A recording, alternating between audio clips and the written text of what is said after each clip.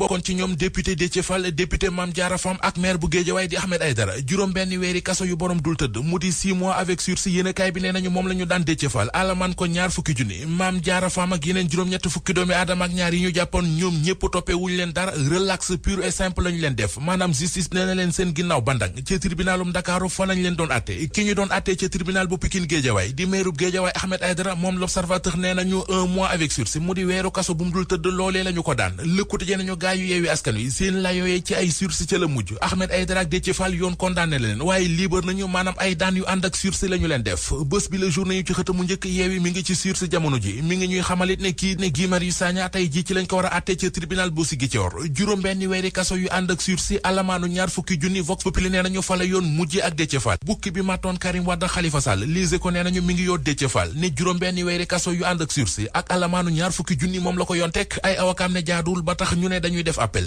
réew mi ak tolluwaay gi guddi yu ñu toll La Tribune nee nañu moo tax ba Bougane Gueye Dany borom gëm sa bopp ak Fadel Barro bu jàmmi gox yi soloon seenu dal demoon seeti sang bu tedd ba ca Touba di Serigne Mountakha Mbacké Bassirou xalifa général des Mourides doon sàkku ci moom ak médiation waa coalition républicaine sàmm sunu réew li leen metti ba tax ñu bëgg mu dakk le mandat nee nañu moo di perturbation yi nar a am ci examen yi war a am ci réew mi te dara waralu ko ludul ay manifestation yu opposition yi di waajal ci réew mi waa sàmm sunu réew di Pape Modou Fall ak ñu àndal nee nañu lu nit gàtt-gàtt xel war a xam ne ay examen dañoo am solo ci ëllëgu gone yi kon nag kenn waru ko perturber rawatina ci ay caaxaan directeur de l'emploi di Pape Modou Fall ak ñooñam ne ñoo ngi sàkku ci mboolem ñi séq njàng meek njàngale mi ñu jóg takku taxaw ba dëgër ngir bañ a nangu benn perturbation di am ci xale yeeg seeni examen yi nee nañu baccalauréat technique bi door na démb ci altine ji ci jàmm BFM yaa ngi ñëw examen formation professionnelle yi ñoo ngi ci yoon wi xale yi li ñu soxla moo di ak dal ak sérénité ba mën a def seeni examen ci seen teyug bakkan Amadou Ba ci l'Observateur ministre des finances ba woon xëy na séq waxtaan wu yaatu ak journalu Groupe Futurs Médias bi wax na fa xalaatam ci manifestation yi opposition bi di organiser ci réew mi bakkan yi rot ci ay manifestation ci Sénégal élection législative yi ba ci seen coalition bi mu di Benno Bokk Yaakaar ñëwaat na it ci bilan bu régime bi mi ngi leeral it ci l'Observateur diggam ak kii di Macky Sall ñu bàyyi Amadou Ba ci l'Observateur te seeti meneen Amadou ci La Tribune docteur Amadou Ndiaye la mooy directeur bu hôpital Abass Ndao bu weesoo loolee it mooy coordonnateur convergence des cadres républicains bu Yoff ci waxtaan yu mu xëy def ak journal Tribune docteur Amadou Ndiaye leeral na fa li mu fas yéene ca Yoff nar ko fa ginnaaw la ñu fa ñàkkoon ci élection législative yi nee na moo di mobiliser waa troupe yi wër commune bu Yoff biir ak biti taxawu jeunes yeek femmes yu Yoff yi journal bi mi ngi ñuy wax it engagement bi mu am moom docteur Amadou Ndiaye ci wetu président Macky Sall ak yaakaar ji askanu li bu wékk ci moom ci yooyu la jamono Le Témoin mi ngi ñuy xibaar lu yéeme lu ay nappkati Sénégal dund ci géeju Gàmbi gi gaal ga ñu duggoon le benn bateau chinois fël ba ñett ci ñoom faatu ca.